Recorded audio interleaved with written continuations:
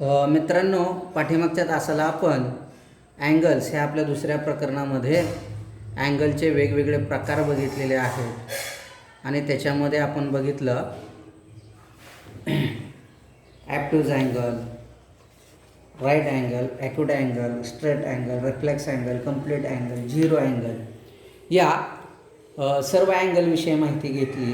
आता आपण practice set 2 सोडवण्याचा प्रयत्न करूया. याच्यामध्ये प्रत्येक प्रश्न कसा सोडवायचा हे मी तुम्हाला सांगणार आहे आणि फक्त काही थोडंसं किचकट वाटणारी उदाहरणं तुम्हाला ते मी सोडवून दाखवणार आहे. याच्यामध्ये प्रश्न practice set 2 page number 8 practice set 2 आपण सोडवतो आहे. त्याच्यामध्ये पहिला प्रश्न आहे match the following. Match the following.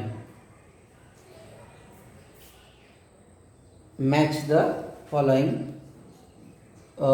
त्याच्यामध्ये जोड्या लावा असं म्हटलेलं आहे आणि त्याच्यामध्ये आपण बघतोय measure of the angle 180 degree, 240 degree, 360 degree and 0 degree. इथं टाईप्स ऑफ अँगल्स म्हटलं. Zero angle, straight angle, reflex angle आणि कंप्लीट अँगल. फ्रेंड्स, तुम्हाला 180 डिग्रीला काय म्हणायचं ते माहिती आहे. 240 डिग्रीला काय म्हणायचं तेही तुम्हाला माहिती आहे. 360 डिग्रीला काय म्हणायचं तेही तुम्हाला माहिती आहे आणि झिरो अँगलला काय म्हणायचं तेही तुम्हाला माहिती आहे. तुम्ही अभ्यास केलेला आहे आणि आय होप की तुम्ही हा प्रश्न क्रमांक 1 मॅच द फॉलोइंग अगदी व्यवस्थितरित्या सोडवू शकता. No problem. Okay. We are going to next question. Question number 2. The measure of some angles are given below. Write the types of each angle. What is the question? See here. Instruction. We read this again.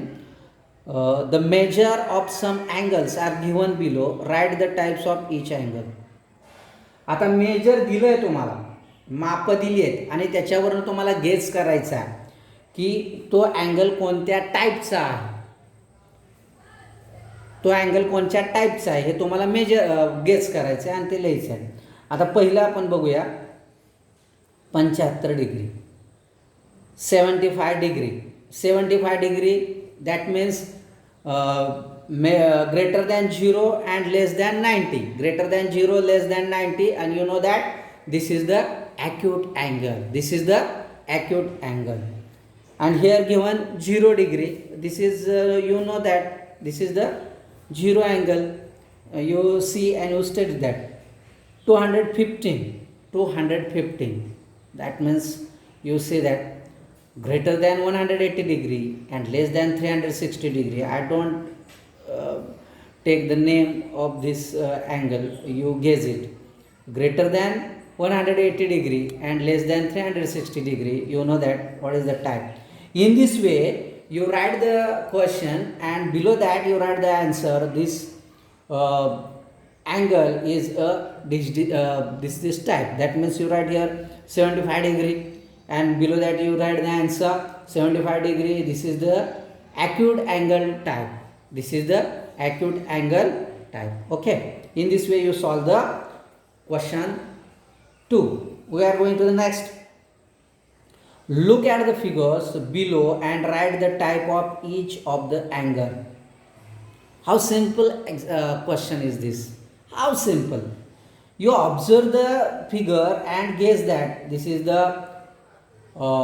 acute angle, obtuse angle, right angle, straight angle, zero angle, reflex angle, complete angle. Which is the type? By using observation, by using observation, your knowledge, you write the answer of that angles below that figure. Okay. I hope you solve this. Very simple. When you observe the figure, you know that what is the type of that angle. Friends, we are going to the next, fourth one. Use a protractor to draw an acute angle, a right angle and obtuse angle. By using the protractor, by using प्रोटेक्टरचा वापर करून, कोनमापकाचा वापर करून अंदाजे तुम्हाला माप घ्यायचं. मग acute angle म्हणल्यानंतर 0 डिग्रीच्या पुढं आणि 90पेक्षा कमी अंदाजे माप घ्या. त्यानंतर राईट अँगलला तर तुम्हाला no excuse, 90 degree is called as right angle. त्याचं तुम्हाला कोनमापकाच्या साहाय्याने तो काढता येईल. आणि ऑप्ट्यूज अँगल 90च्या पुढं कितीही माप घ्या, तुमच्या 90च्या पुढं आणि 90च्या 180च्या आतमध्ये कितीही माप घ्या. This is called as obtuse angle. अशा पद्धतीनं तुम्हाला प्रॅक्टिस सेट 2 सोडवायचा आहे. आणखी याच्यामध्ये काय जर प्रॉब्लेम निर्माण झाला तर तुम्ही मला व्हॉट्सअपवर चर्चा करू शकता, विचारू शकता. इथं तुम्ही प्रॅक्टिस सेट 2 सोडवताल याची मला खात्री आहे. Friends, we are going to the next. This is the page number 9, and I show you this page number 9. This is the introduction of your compass box. This is the introduction of your compass box, because we use this different type of instruments which are present in our box. मित्रांनो, practice set 2 कसा सोडवायचा आपण हे सगळ्यांनी पाहिलं. त्याच्यामध्ये मला नाही वाटत कोणाला काही अडचण आहे. आता आपण पुढं जातो आहे. आपल्या कंपास बॉक्समध्ये कोणकोणते वस्तू आहेत, कोणकोणते बाबी आहेत त्याच्याविषयी चर्चा करत आहे. आणि त्या गोष्टींचा वापर करून आपण काय करणार आहोत, पुढं त्याचा वापर कसा करायचा, काय करायचं ह्या गोष्टींचा वापर करणार आहोत आपण. चला पुन्हा एकदा, तुमचा कंपास बॉक्स असेल तर कंपास बॉक्स समोर घ्या, कंपास बॉक्स उघडा. आणि कंपास बॉक्स उघडल्यानंतर ना अशी लांब तुम्हाला एक पट्टी भेटेल. या मराठीमध्ये आपण ह्याला पट्टी म्हणतो, मोजपट्टी म्हणतो. मराठीमध्ये याला आपण काय म्हणतो, मोजपट्टी. आणि इंग्रजीमध्ये याला आपण म्हणणार आहे स्केल किंवा रुलर. स्केल किंवा रुलर. ओके, सगळ्यांनी स्केल किंवा रुलर ही सगळ्यांना समजली असेल, सगळ्यांना कळली असेल. तर मित्रांनो, ही मोजपट्टी आहे. याला आपण मराठीमध्ये मोजपट्टी म्हणतो आणि इंग्रजीमध्ये काय म्हणतो, याला स्केल किंवा रुलर. ओके, आता आपण पुढं जाऊया. अर्धवर्तुळाकार ही आपल्याला वस्तू दिसते आहे. ही 5वीमध्ये याचं आपल्याला इंट्रोडक्शन झालेलं आहे, मी तुम्हाला सांगितलेलं आहे. आणि 5वीमध्ये तुम्ही याच्यावर अभ्यासही केलेला आहे. आणि पुन्हा एकदा आपण याची रिव्हिजन करतो आहे. मित्रांनो, याला आपण म्हणतो प्रोटेक्टर आणि मराठीमध्ये याला आपण म्हणतो कोनमापक. मराठीमध्ये याला आपण काय म्हणतो, कोनमापक. कोनमापकाचा वापर कसा करायचा याच्याबद्दलही आपण 5वीमध्ये पाहिलं आहे. आता आणखी काय प्रॉब्लेम्स असतील तर त्याही तुम्हाला सांगतो. दिस इज द केंद्रबिंदू. याला आपण मराठीमध्ये केंद्रबिंदू म्हणतो. आणि central point of the protector. This is the central point of the protector. I point out here, concentrate here. This is the central point of the protector. You see that. मराठीमध्ये त्याला आपण केंद्रबिंदू, कोनमापकाचा केंद्रबिंदू असं म्हणतो. कोनमापक सगळ्यांना समजलं, प्रोटेक्टर सगळ्यांना समजलं. आम्ही मराठीमध्ये सांगतो आहे आणि इंग्रजीमध्ये त्याची नावं घेतो आहे. कंपास बॉक्स तुमच्या शेजारी असेल तर कंपास बॉक्स काढून तुम्ही ते अभ्यासायचं आहे, बघायचं आहे. पुन्हा एकदा तुम्ही ही क्लिप बघितली तरी चालेल. This is called as compass. This is called as compass. One is the iron end and another is pencil end.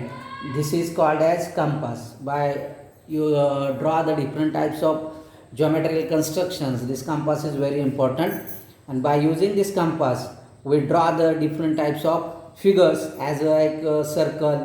Then you see when next 7th standard, in 8th standard you see the draw the triangles, angles, dividation of angles, perpendiculars.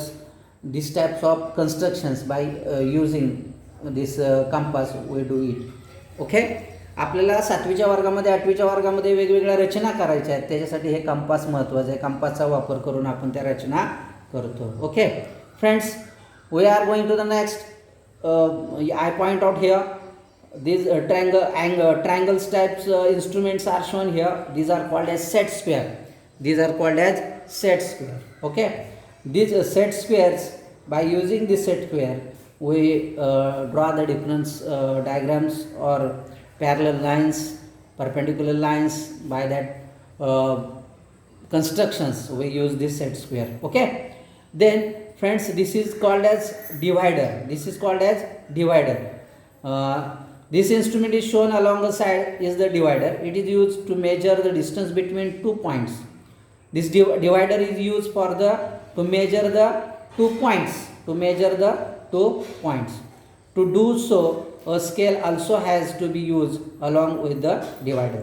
ह्या डिवायडरचा वापर करून आपण दोन बिंदूंमधलं अंतर किती आहे, रेषेचं अंतर किती आहे, सेगमेंटचं अंतर किती आहे हे आपण शोधू शकतो. And this is use this divider for that purpose.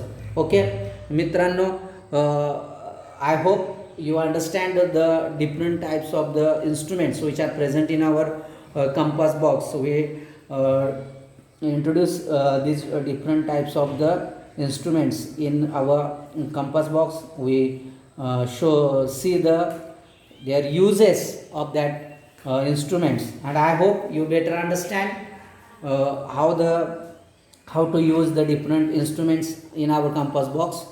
Okay, I repeat again. See this carefully. This is the compass, this is the protector, this is the ruler or scale, these are the set squares, and this is the divider. Set square in the box and observe their angles. They are, see how they can be used to draw the angles of 90 degree, 30 degree, 60 degree and 45 degrees. When we do the different types of diagrams, constructions, then we see the use of that set square. Okay, I hope you better understand. मित्रांनो, तुम्हाला ह्या कंपासमधल्या सगळ्या गोष्टी समजल्या असतील असं मला वाटतं.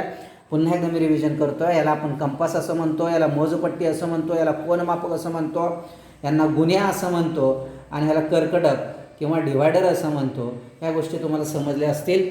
अभ्यास प्रॅक्टिस सेट 2 तुम्हाला सोडवायचा आहे.